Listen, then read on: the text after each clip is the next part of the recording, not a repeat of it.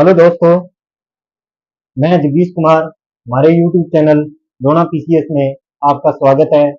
और कल का टॉपिक चल रहा था स्वर, और स्वरों के बारे में कुछ चीजें कल हमने पढ़ी थी, और आज इसी रूप में हम आगे पढ़ेंगे। और स्वरों के बारे में मैंने बताया था, ये स्वर 11 होते हैं। कौन सा स्वर किससे मिलकर बना है। तो आज उसके आगे की कड़ी में हम पढ़ेंगे, और थोड़ा बहुत जो पीछे पढ़ाया गया है उसके बारे में हम थोड़ा देखेंगे। तो आज की क्लास शुरू करते हैं।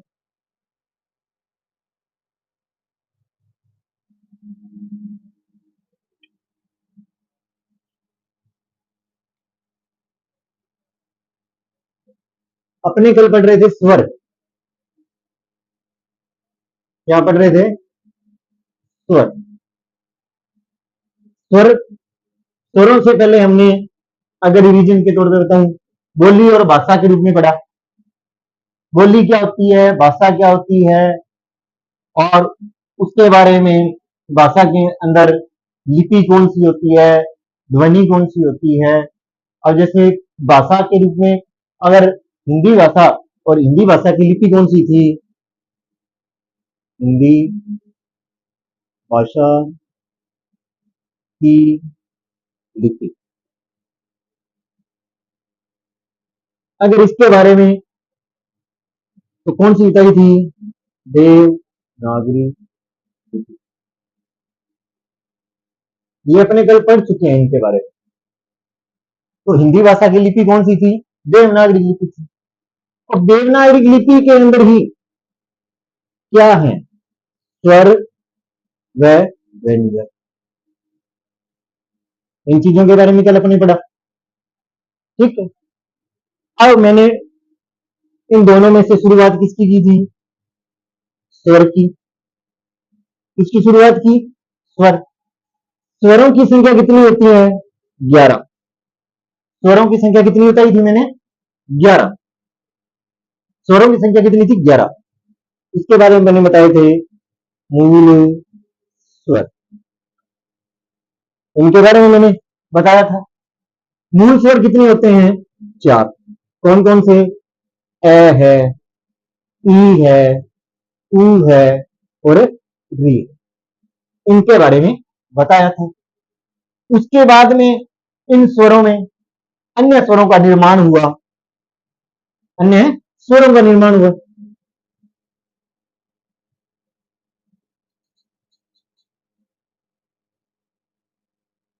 का निर्माण निर्माण हुआ। अन्य स्वरों का निर्माण किस प्रकार हुआ, इसके बारे में मैं विस्तार से बता चुका हूं। उसके बाद में पढ़ा था कि कौन सा स्वर किस स्वर से मिलकर बना है। कौन सा स्वर दीर्घ है, कौन सा स्वर अश्व है। अब एक तो मैंने बताया था स्वरों में अश्व स्वर, और एक कौन सा बताया था? दीर्घ स्वर। दीर्घ स्वर। इसके बारे में मैंने बताया कि ह्रस्व स्वर कौन से होते हैं और दीर्घ स्वर कौन से होते हैं। ह्रस्व स्वरों को अपने मूल स्वरों के रूप में ले सकते हैं, और दीर्घ स्वर जो अन्य स्वरों से मिलकर बने। इनके बारे में अपने कल चर्चा कर चुके हैं। मैं सिर्फ आगे के टॉपिक में आपको लेके आना चाहता था, इसलिए मैंने इनका क्या किया यहां तक, कि अगर मैं आगे का टॉपिक सीधा स्टार्ट कर देता, तो शायद इन चीजों पे मैं सोचता हूँ कि एक बार इनका क्या हो जाए, रिवीजन हो जाए। जो चीजें अपने कल पढ़ी हैं, हिंदी भाषा की लिपि, देवनागरी लिपि, स्वर और व्यंजन के रूप में। स्वर कितने होते हैं? 11। मूल स्वर कितने होते हैं? 4। कौन कौन से होते हैं? ई, ए, ई, ऊ और री होते हैं। अन्य स्वरों के निर्माण में ह्रस्व स्वर और दीर्घ स्वरों के रूप में बांट दिया था। इन रूपों में आया। अब इसके बाद में मैंने पूरे 11 स्वर लिखे थे। पूरे 11 स्वर लिखे थे, ये कौन कौन से स्वर होते हैं, तो इनके बारे में अपने चर्चा कल कर चुके हैं। अब इसी कड़ी में अपने आगे देखते हैं।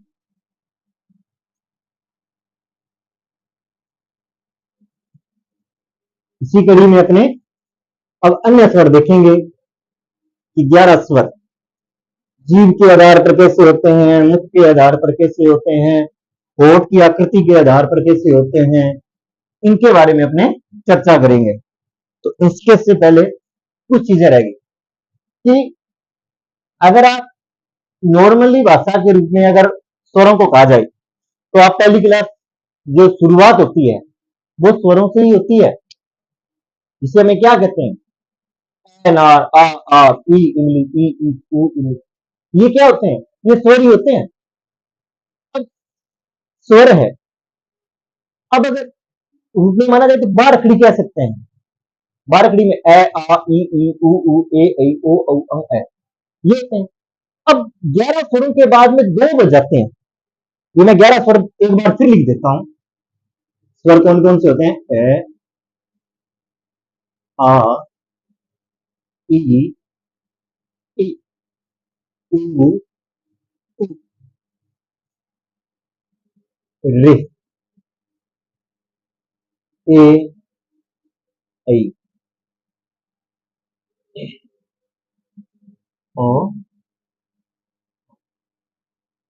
ये देखो कितने हुए, 1 2 3 4 5 6 7 8 9 10 11, ये 11 स्वर जो कि कल अपने कर चुके हैं। अब देखो बारखड़ी होती है 13, अब दो बजते हैं, तो कहने का मतलब दो कौन से बजते हैं, सबसे पहले तो इसका पता होना चाहिए। अब दो बजते हैं, एक तो बजता है ये और एक बजता है ये दो चीजें बजती हैं। अब बारखड़ी तो पता है, पर अब इसे हिंदी में किस शब्द के रूप में कन्वर्ट किया गया, ये कहते क्या है, इनको कहते क्या है, तो देखो इसको कहते हैं अनुस्वार। क्या कहेंगे, अनुस्वार। अगर इसके चिन्ह की बात की जाए तो ये चिन्ह होता है, ये किसके रूप में होगा, ये होता है अनुस्वार।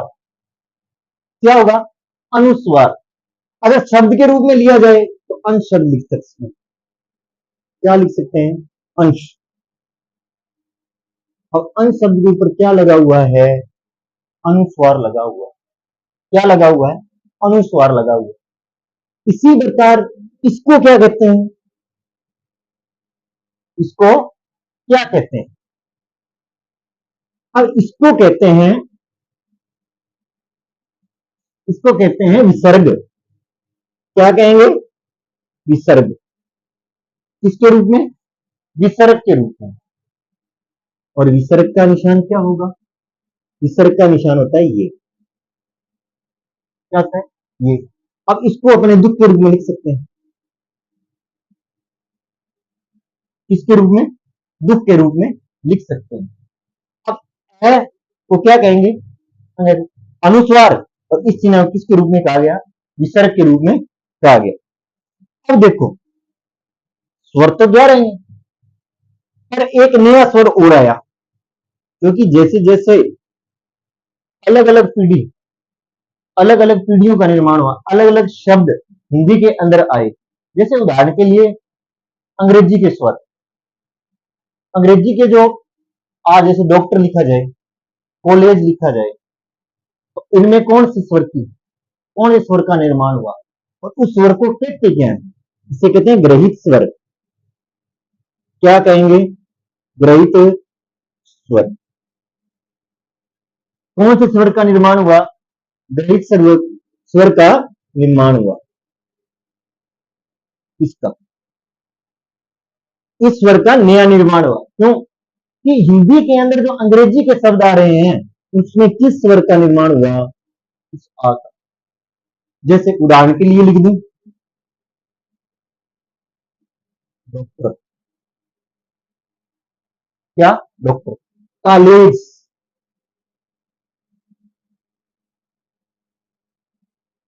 इसमें कौन से स्वर आया है? तो ये स्वर आया, कौन से स्वर का? इस स्वर से बने, इस स्वर से नहीं बने हैं। ये विशेष ध्यान रखना है।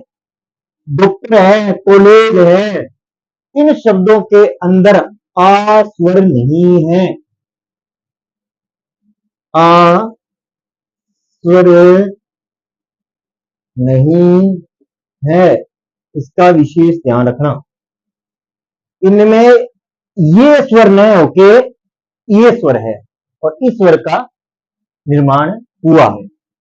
अब आपको बात समझ में आई कि नया स्वर कौन सा बना है? तो कौन सा स्वर बना है? ये आ बना। ये अब इसी कड़ी में एक और चीज है जिसे अनुनासिक कहा जाता है। अनुनासिक,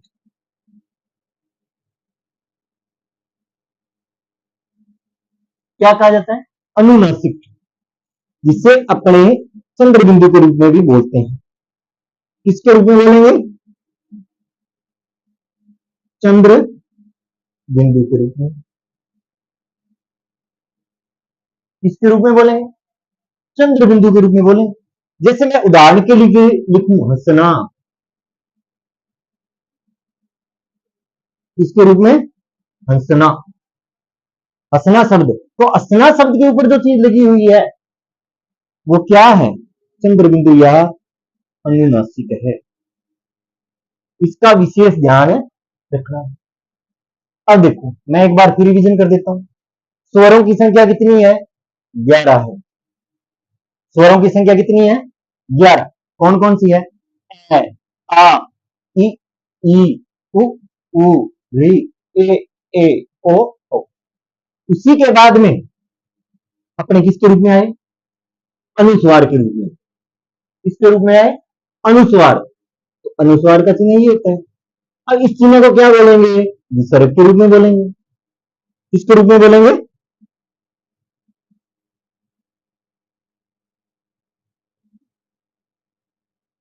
किसके रूप में बोलेंगे?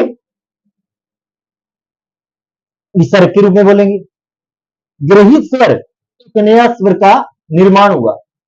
इसका एक नए स्वर का निर्माण हुआ। जैसे अपने डॉक्टर को लिखें, कॉलेज को लिखें, तो अगर इन चीजों को लिखें, इन चीजों को लिखेंगे तो कौन से स्वर का निर्माण होगा? इसमें आ स्वर नहीं होगा। जैसे डॉक्टर या कॉलेज लिखें तो अपने ये स्वर का निर्माण इस स्वर से के निर्माण से डॉक्टर शब्द का निर्माण नहीं हुआ है, या कॉलेज शब्द का निर्माण है नहीं हुआ है। उसी प्रकार अनुनासिक में माने तो जिसे क्या कहेंगे? अपने आम भाषा में चंद्र बिंदु कहते हैं। और जैसे हंसना लिखा, ठीक है, चांद लिखा, ये शब्द किसके रूप में आते हैं? कौन का चिन्ह लगा होता है? चंद्र बिंदु का चिन्ह लगा होता है।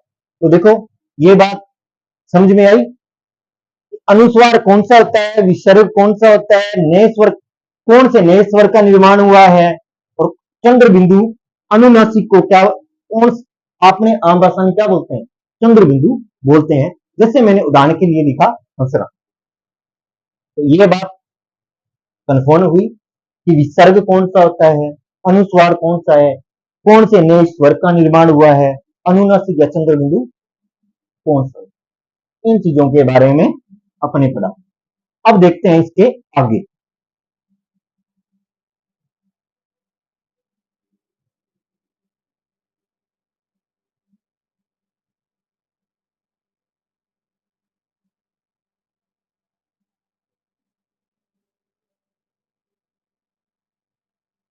और देखो स्वरों की मात्राएं। स्वरों की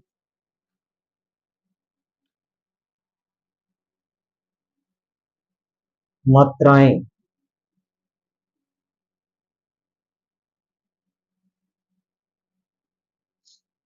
देखो, स्वरों की मात्राएं। अब देखो, स्वर और व्यंजन।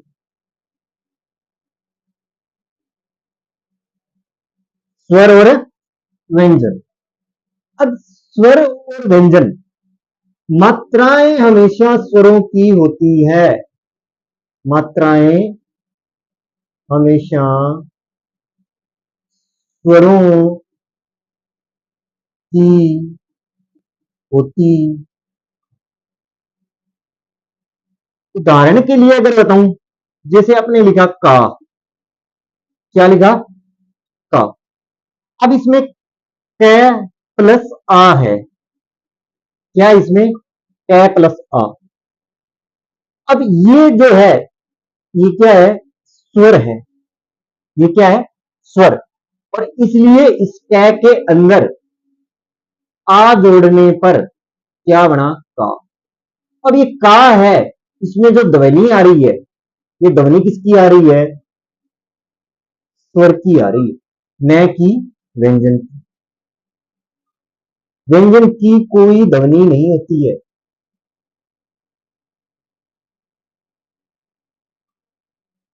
व्यंजन की कोई भी ध्वनि नहीं होती है।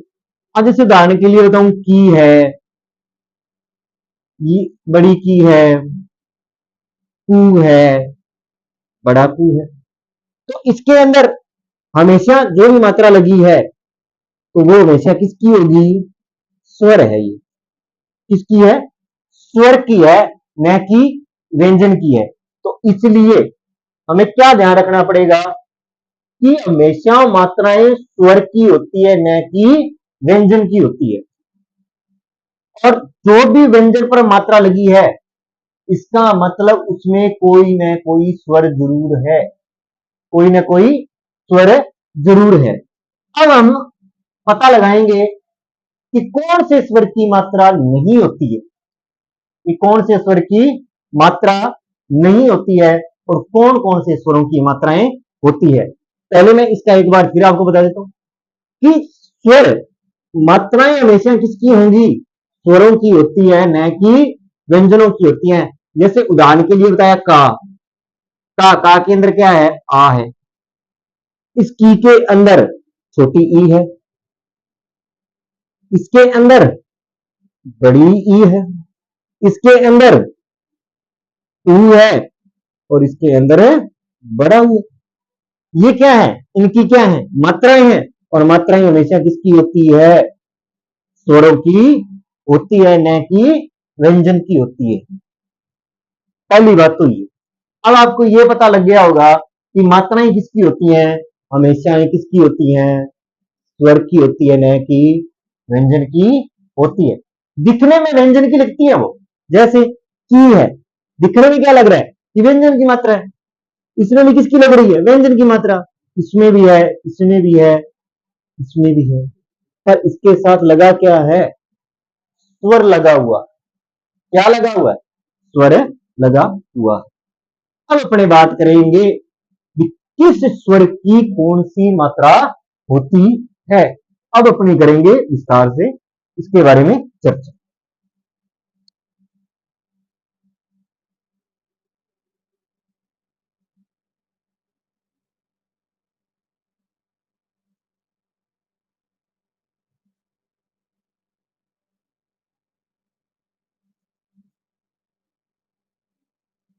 अब देखो,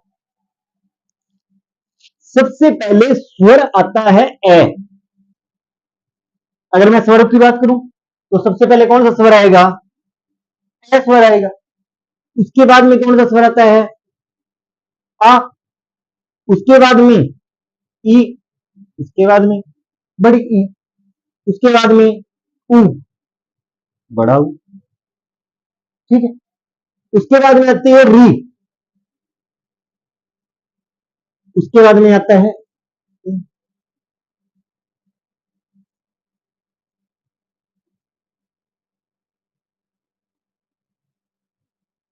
गिनो, 1 2 3 4 5 6 7 8 9 10 11। तो स्वर 11 हो गए। और एक नया स्वर बना है, उसको और शामिल कर लो इसमें। जी, इसमें ब्रैकेट में लिख दें नया स्वर। नया स्वर। अब देखो, ए की कोई मात्रा नहीं होती है। ए की कोई मात्रा नहीं होती है। ए की कोई भी मात्रा नहीं होती है।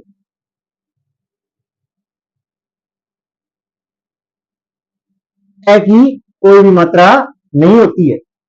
ए की कोई भी मात्रा नहीं होती है। अब बात आती है आ की। आ की मात्रा ये होती है। क्या होती है? आ की मात्रा ये होती है। अब बात करें ई की, ये ई की मात्रा होगी। अब बात करें बड़ी ई की, ये बड़ी ई की मात्रा। अब बात करें ऊ की, ये मात्रा होगी। अब बात करें बड़ी यू की, ये मात्रा होगी। इसी प्रकार री की बात करें, किसकी बात करें? री की ये मात्रा होती है। अब बात करें ए की, एक डंडा, बड़ा ए लगा है तो दो डंडे लग जाएंगे। अब बात करें इसकी, तो ये, उसके बाद में इसकी मात्रा ये होगी, और जो नया स्वर बना है उसकी मात्रा होगी ये। बात समझ में आई कि कौन से स्वर की कौन सी मात्रा होगी? तो देखो, ऐसा कौन, ये प्रश्न कई बार पूछा गया है, कौन से स्वर की कोई भी मात्रा नहीं होती है, तो कौन सा स्वर होता है? ऐसा कौन सा स्वर है जिसमें कोई भी मात्रा नहीं होती है, जिसकी कोई भी क्या नहीं होती है? मात्रा नहीं होती है। उसके बाद में आ है, ई है, बड़ी ई है, ऊ है, बड़ा री है, ए है, ए है, ओ है, औ। और एक अंग्रेजी का, जो कि नए शब्द है, इसकी कौन सी मात्रा होती है? इन चीजों का अपने को विशेष ध्यान रखना है। पहली बात तो इस चीज का ध्यान रखना है कि व्यंजन की मात्रा न होकर मात्राएं किसकी होती हैं? स्वरों की होती है, न कि व्यंजनों की होती है। तो अब बात समझ में आई, मात्राएं किसकी होती हैं? स्वरों की। और स्वर कितने होते हैं?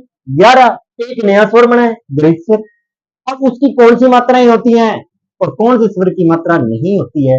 वो है ए। और उसके बाद में किसकी कौन सी मात्राएं होती हैं वो मैंने लिख दिया है और आपको बता दिया। अब अपने आगे इसके बारे में बताओ क्या करेंगे। अब देखो स्वर है वो मुख से बोले जाते हैं, ध्वनि किससे निकलेगी? मुख से निकलेगी। अब इसको अलग अलग भागों में बांट दिया गया है, जीवा के आधार पर, मुख के आधार पर, होठों के आधार पर, इस प्रकार कई भागों में बांट दिया गया है। स्वरों को कई भागों में बांट दिया गया है कि जीवा के आधार पर स्वर कैसे बाहर निकलेंगे, मुख के आधार पर स्वर कैसे निकलेंगे, होठों के आधार पर कैसे निकलेंगे। ठीक है, तो इनको किस प्रकार याद किया जाए। और कई बार एग्जाम में पूछा जाता है जीवा के आधार पर, मुख के आधार पर, होठों के आधार पर स्वर कितने होते हैं, कितने उसके भेद होते हैं, कौन सा स्वर जीवा के अग्र स्वर में आता है, कौन सा मध्य स्वर में आता है, कौन सा पश्च स्वर में आता है। इन चीजों का भी अपने को विशेष ध्यान रखना पड़ेगा। दूसरी बात, जैसे मुख आकृति है, संवर्त, अर्ध संवर्त, विवर्त, अर्ध विवर्त, इन स्वरों का भी ध्यान रखना पड़ता है। अब आता है इनकी परिभाषाएं। जीवा, जीवा के आधार पर अपनी जो जीव है इसके आगे के स्वर कौन से होंगे, मध्य के स्वर कौन से होंगे और पश्च स्वर कौन से होंगे, इनके बारे में पता करेंगे। अब पहले, सबसे पहले अपने किसके आधार पर स्वर करेंगे? जीव या जीहा के आधार पर, जीवा के आधार पर स्वर करेंगे। कौन से स्वर अग्र होते हैं, कौन से मध्य स्वर होते हैं, कौन सा खुला स्वर होता है, कौन सा मध्यम स्वर होता है, कौन सा पश्च स्वर होगा, कौन सा अग्र स्वर होगा, इसके बारे में अपने चर्चा करेंगे। अब देखो किसके आधार पर स्वर? जीव के आधार पर या जीवा के आधार पर। तो आज के लिए इतना ही। और अगर मेरी वीडियो आपको अच्छी लगी हो तो चैनल को सब्सक्राइब करें, कमेंट करें और बेल आइकन का बटन दबाएं। धन्यवाद।